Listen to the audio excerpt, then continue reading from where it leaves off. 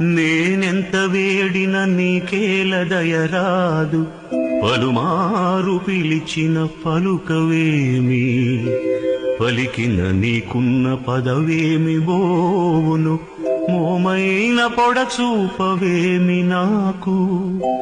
శరణు జొచ్చిన వాని సవరింపవలెగాక, పరిహరించుట నీకు బిరుదు కాదు. నీదాసులను నీవు నిర్వహింపకయున్న పరులెవ్వరగుదురు పంకజాక్ష.